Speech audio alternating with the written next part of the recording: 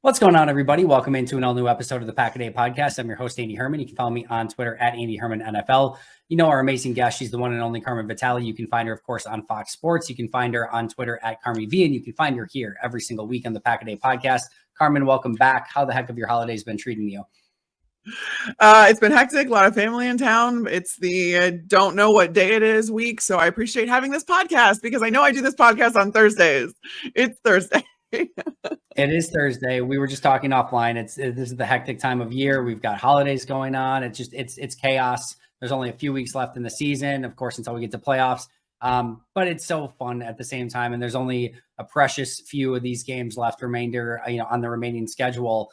Obviously, a lot going on in Packerland, and I want to start there first because we, of course, have been on, DEF CON, whatever. I don't know if low numbers or high numbers are good or bad for DEF CON, but whatever it is, we've been in crazy town with all the Jaire Alexander conversation over the course of the past couple weeks. He, of course, is suspended for this game against the Minnesota Vikings, which is a must-win game for the Packers. Your thoughts kind of from the outside looking in on this entire Jaire Alexander and Packers locker room situation? The first thought was that it was entertaining, I guess. I was laughing. I rolled my eyes. I was like, oh my God, now what? I just kept picturing the sideline when Jaire went out with the captains. And I'm like, what must the conversations like? It just had to have been this catch fire of like, what's going on? Like, what is he doing?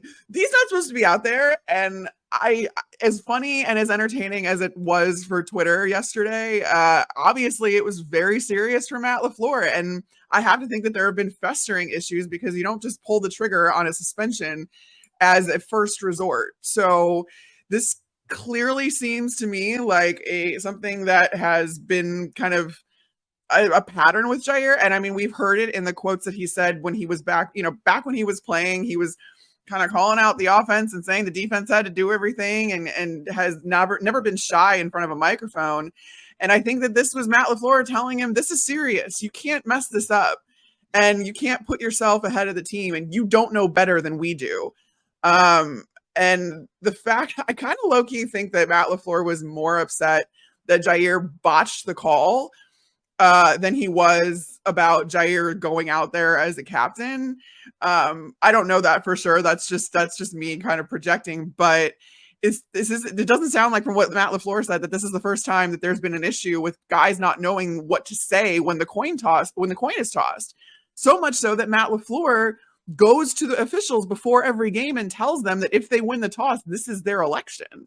Yeah. And had he not done that and had the ref been a little bit more of a jerk, he could have taken that as saying that the Packers wanted to kick off, which would have cost them an extra possession. So I think it's a very rookie mistake. And then to see Jaire had like no remorse about it later and didn't know what he did wrong even after the fact.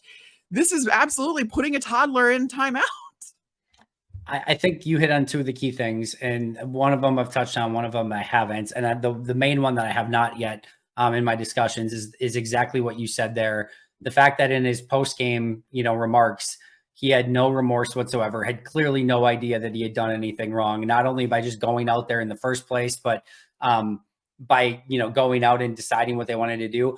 I have to think that had Matt LaFleur wanted to receive, and we know now that he wanted to defer to the second half and kick anyway, but had he wanted to receive, I don't think Jaire knew that. And I think Jaire just went rogue and just did his own thing anyway. And it just so happened that they were on the same page, that they both wanted to kick off. But obviously he screwed that up as well. I think number one, if Jaire goes out there as like an extra captain and wasn't told to do so and was not elected as the captain, but just sort of stands to the side and just really wanted to be out there because he was back home and whatever, it maybe doesn't have the same connotation. But by taking control of the entire situation and making him the guy, and not only was he going to go out there when he wasn't told to do so or wasn't expected to do so, but also taking he was the one that was going to call heads or tails. He was the one that was going to decide if they wanted to do defense. I think that was a huge part of it. And then number two is just, again, the afterwards having no even remote thought that he did anything wrong or that he even said anything wrong on the coin flip. It's a bad scene with bad optics. Yeah, and this again hasn't been the first time that Jaire Alexander has put his foot in his mouth, and so a lot of times unapologetically. So I think that this was again saying that I know things are bad, and I have to think that Joe Barry, and I think we can get into this a little bit later, but I think Joe Barry has lost the locker room. I don't think that these guys really, I don't see a fight in them to retain Joe Barry's job. And I think that this is Jaire trying to be the guy because no one else is at this point. But again, this is Matt LaFleur telling you, I know things might be bad, but like that doesn't give you an excuse to make it about you. That doesn't give you an excuse to be bigger than the team and to put your needs ahead of them, especially when it almost costs you something that would have altered the game. This was, don't forget, this was a 3-point game. It shouldn't have been, but it was. And that extra possession would have almost certainly cost the Packers the game. You have to think so. And there's so many different ways to go into this. It is interesting to me that all of these issues are stemming from the defensive side of the ball, whether it be the trade of Rasul Douglas, the Devondre Campbell situation, the Jaire Alexander situation. There are teams that you recognize at the end of the year that they realize their coach is getting fired. Everyone's going in a different direction. And you can just see that team sort of kind of give up on the season and start to get ready for the offseason and whatever's going to happen next. It feels like this Packers team has this duality where the offense is trending in the right direction. They're trying to fight their way to a playoff spot. They know that everything on their side of things is going to be fine. Matt's going to be back. The entire offensive staff's probably going to be back. Jordan's their like all of these guys are here for the long haul on offense. There's a lingering David Bakhtiari situation, but he hasn't been with the team since week 1 really anyway. Like everything on their side is going swimmingly, and it feels like a team that's trying to do something with these final few weeks. Then on the defense, it feels like that team that knows everything's going to change and everything's going to get blown up. And you can tell how, like, you can see it on the field. There were multiple times where there's a completion and like there's plays where Quay's just like throwing his hands up, rolling his eyes. You can, it is palpable. You could cut it with a knife how frustrated this entire defense is. And you're starting to see this, I think, just sort of come to the forefront with all of this stuff that's happening. Yeah, I that is a really good way to put it. There is a rift in this team, and that's what happens when you do know that there are changes coming to one side of the ball. That doesn't always happen. A lot of times, if there are sweeping changes that need to be made, it's sweeping changes across the board, and that's not the case here. The offense has outperformed every metric. I was on with Mina Kine and we talked about how Packers offense is 10th in offensive DVOA, which is incredible considering it's Jordan Love's first year starter, first and second year wide receivers and tight ends for that matter. You haven't had Aaron Jones consistently like you thought you were going to have. Your offensive line wasn't as solid as you thought it was going to be either. So for them to outperform this and to do so well that they have the team in a playoff spot, it's also disheartening to see that the defense, even though they know things are going to change on that side of the ball, isn't fighting for the offense. And that's kind of where that needs to be addressed by Matt LaFleur. And I think that that's what this Jaire suspension kind of sent a message to the entire team. Like, we're all in this together. So I know that we're still fighting for a playoff spot. I know that Jaire is conceivably our best corner, or, you know, the perception is he's our best corner. But I'm going to suspend him anyway because we're all together in this. And that's been the story of the season. Yeah, it really has been. In your opinion, and obviously, again, we don't know the whole story. And Matt made it pretty clear when he said it's never just one thing in his press conference following the Jaire suspension. But in your opinion, does the punishment here fit the crime for Jaire and, with it being a 1-game suspension? I don't know that I can answer that because I don't know what all went into that decision. If it's just going out as the captain and potentially botching the call, probably not. But again, clearly there's been a festering issue here with Jaire, and the fact that he also has been talking to media while he was out and injured. I just think that there was a message that needed to be sent. And this is the way that Matt LaFleur chose to do it. I don't have all of the context. I don't have all of his reasoning. So I don't know that I can really definitively say this is a good punishment or this is a bad one. I know this is a severe one. So clearly there are issues that, there are things that are going on behind the scenes that we don't know about, and that's fine. But it certainly is going to be interesting on Sunday to see how this all ends up affecting how the Packers' chances, and if the offense can go out there and score enough. Or if they do get a reaction from the defense, and then maybe it is an eye-opening moment of, all right, like things have got to change. To me, it's if Green Bay felt the need in a must-win game against their division rival Minnesota Vikings, and a must-win game for the Vikings on the road against Justin Jefferson, possibly Jordan Addison, we'll see if he's healthy enough or not. But if they felt like they needed to suspend him for this game at this moment, it had to have been something that was building up enough where they felt that there was no other option than to do that. And I think to some extent, the timing was right. And what I mean by that is they're going to now see in the final weeks of this season how Jaire responds to this and how the rest of the defense responds to this. We'll see good, bad, or ugly, what that means, and then how Green Bay adjusts moving forward. Just kind of taking a quick, sort of overall glance back at that Packers-Panthers game, other than the entire pregame fiasco and Jaire suspension. Anything else that stood out to you from that game? I mean, offensively, you put 33 points on the board, and usually when you score over 30 points, you're going to win a game. It came down. It was close. I like seeing Jordan Love be able to bounce back, though, because you had a couple of those late 3-and-outs in the game where you needed more points because the gap was closing.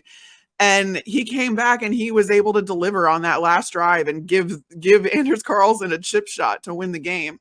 And that is what you want to see out of these guys, as how they kind of battle through these things when things aren't going so well. I thought that Tucker Kraft has been a really reliable target. He's really come on strong the last couple of weeks even, but this game literally started and ended with Tucker Kraft. It was the first play of the game, chunk play. It was the last play of the game, chunk play. And I just feel like he has become someone that Jordan Love can turn to, which is great, because how Matt LaFleur loves to use his tight ends and loves to use those big targets. It's something this offense has done really well for years, and I like to see that that's continuing with Tucker Kraft. It's especially when Luke Musgrave was supposed to be the guy, So those are the things that kind of stood out to me in the game. And again, this team can fight through some things, and that's why I think they're ultimately going to be okay. They've passed a lot of tests and they faced a lot of different challenges and unique situations. And especially Jordan's come out of this with, almost flying colors. It hasn't been perfect, but he's really been impressive in the face of some adversity through the course of this season. And I have unrealistic, unhealthy excitement about what Tucker Kraft is bringing to this offense and what I think he can be moving forward. He's really freaking fun. He's got the right tight end mentality where there's just like something probably a little bit wrong with him, but in all the right ways. That's what you need. You absolutely need that. Exactly. Jordan Love even said so much. He needs to stop hurdling people, or as I joke, there's not going to ever be a Tucker Kraft Jr., so he needs to figure that whole situation out. But he's really, really fun to watch, and I'm super excited about him. All right, so obviously we're recording this as of right now. We just heard word that Jaren Hall is going to become the starting quarterback this week for Minnesota. They started Jaren Hall for a little bit. I believe he got knocked out with a concussion. Then they go to then they go to Josh Dobbs, then Mullins, and now back to Jaren Hall. Your thoughts on Hall being the guy officially named as the starting quarterback moving forward for Minnesota? I think this is a smart move for Minnesota, because you have to see Jaren Hall in a relatively low kind of pressure situation. I don't think that the Vikings are expecting any sort of playoff run, even if they do end up sneaking into the playoffs. That's not what this year is about. They were always going to have a question mark at quarterback after they did not extend Kirk Cousins. So this is just them trying to stay afloat and figure it out and improve in other sides of, or other aspects of the team rather than under center. So if you can figure out that you have a viable backup in Jaren Hall, a 5th-round rookie out of BYU, then all the more power to you. That takes the pressure off of that part of the equation on whether you keep Nick Mullins as the backup, which I don't think is a scenario. Now you can see if you drafted one. I don't know that Jaren Hall is the guy, but when he wasn't thrown in, when he got to actually start a game, that game that Josh Dobbs ended up coming into, he looked a little bit more comfortable. He wasn't as skittish in the pocket, and he at least knew where he was supposed to go with the football. Now, all of those plays were scripted because he didn't make it out of the scripted plays before he got knocked out. Sure. need to see if you can get him a little bit more comfortable at NFL game speed. And that's what these last couple games can give you, at least an evaluation of him, a mini evaluation of him. The only thing is, Vikings quarterbacks in their first games starting for the Vikings have tended to do well. It's almost like beginner's luck has happened for each of these quarterbacks that have come in for the Vikings now. They're up to 4 on the season. So you don't know if it's the beginner's luck or if it's he really has something. But I mean, Justin Jefferson has been very effusive in his praise for Jaren Hall and said that, you know, he has something, he's a good quarterback. And we're going to see that over the next games. This Vikings though. Yeah, I'm excited to see, you know, Jaren Hall and just kind of what he can do. He's a player that I liked coming out of college. Obviously hoping it doesn't come against Green Bay, but guess what? Jaren Hall won the quarterback lottery. He now gets to face a Joe Barry defense that is making everyone look like the second coming of Joe Montana or whatever Hall of Fame quarterback you'd like to insert into that sentence. So it feels like Jaren Hall won the quarterback lottery this week, and he probably did. And to your point, it's like maybe Minnesota's direction should just be start a new quarterback every week so they get that beginner game luck and then they move on to somebody else. We can just jump into Vikings Packers right away because this is an interesting matchup. It feels like an elimination. It basically is an elimination game for both of these teams. The winner stays alive. The loser, depending on what happens, could either could be eliminated or, for all intents and purposes, is eliminated. But your thoughts on this game and what you're going to kind of be watching for both of these teams? The big thing with this game is going to be, can the Vikings score points with Jaren Hall under center? Because we know that the defense is what's basically been keeping them afloat. I know they allowed a lot of points last week, but at the same time, Nick Mullins turned the ball over 6 times, four interceptions, 2 fumbles. He had 2 fumbles. I don't know if he lost both, but he also turned the ball. He was intercepted 4 times. So it was against a good team too. I want to see if, you know, the Vikings can actually put some points on the board, help their defense out a little bit more, and then how the Packers are going to counter that. This is going to be a litmus test for Jordan Love's improvement and development. I mean, these 2 teams met back in week 8, and it didn't go so well for Jordan Love against this Vikings defense. Went worse for Kirk Cousins, unfortunately. But that's the thing is, has Jordan Love grown? Has he seen more? Has he gotten more experience to the point where he can now counter a very sophisticated and complex defense that Brian Flores runs? I mean, they present so many different looks, and they have autonomy. The players have autonomy on the field to change things around based on what they see from the offense. It's very player driven, and because of that, it makes it very difficult to counter. So I want to see just how Jordan Love has improved and what he can do against this team that back when he first faced them, he looked a little bit like a deer in the headlights. Don't blame him for it, but now it's time to kind of show you, all right, this is who I am now. This is how much I've gotten better, and this is what I've seen. So this is what I'm going to do to counter you. And hopefully he'll have some weapons around him to help him out. It's going to depend very heavily on the health of this Green Bay offense. It does feel like these final 2 weeks against this Vikings defense and then against Eberflus and the Bears defense, that's just been night and day difference with Montez Sweat with them. Feels like kind of like a final boss for this season for Jordan Love, where they had plenty of success against the Bears in week 1. Obviously, they did not against the Vikings earlier this season, but these 2 defenses are playing really good football right now. And now it's a must-win game. If you want to get in the playoffs, you got to find a way to win. And now it's like, all right, you've learned all of this stuff through the course of the season. Can you go up against these 2 really good defenses, final 2 weeks, and find a way to put up enough points to win in both of these games? And for that reason, I'm really just excited to see how Jordan and this offense responds to both of these challenges. And you do have this really interesting dynamic in this game where you've got the strength of really the both sides right now is the Vikings defense against the Packers offense. So it's strength on strength. And you've got a Packers defense that can't stop anything or anyone for any reason in any moment against a Vikings offense that is starting a rookie 5th round pick, making, I think, his 2nd start, very limited playing time, no TJ Hawkinson, beat up offensive line. Jordan Addison's a question mark. It's like, can the Vikings do enough still to put up points? I would assume that the Packers are going to give up points because that's just kind of in their DNA, but it's just a really interesting matchup, and I'm excited to see how it plays out. Yeah, we're definitely going to see what Justin Jefferson can do, and solely Justin Jefferson, because he's really the only thing on this Vikings offense that's going right as of right now. And their offensive line is healthy still, so that's going to be good for the rookie. But how many reps has Jaren Hall really gotten with Justin Jefferson for all the time that Justin Jefferson missed, and for all the time that Jaren Hall was probably running the scout team? He's not throwing the ball a lot to Justin Jefferson. That being said, though, Justin Jefferson is that special of a receiver that, I mean, we saw it with Nick Mullins. It was just the rule of like the ratio rule of like the Randy Moss ratio rule, yeah. Where it was just like, screw it. He's down there somewhere. I'm just going to throw the ball up and see if Justin Jefferson can come up with it. And more often than not, Justin Jefferson does. So we're going to have to imagine we're going to see a lot of that.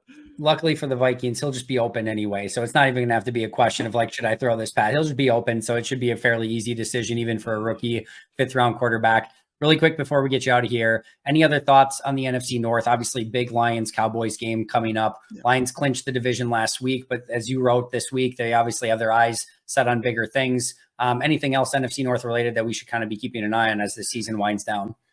Yeah, this is going to be an interesting game for the Lions. I don't have any doubts about their motivation, and I don't think Packers fans should either, given that Week 18 game last year where they played solely out of spite with nothing left to play for themselves. They just wanted to keep the Packers out of the playoffs. So they and they do have things to play for. They have seeding. There is a very small but still possible window to the 1 seed even for the Detroit Lions, as I believe Peter Schrager pointed out on Good Morning Football the other day, yesterday or this morning.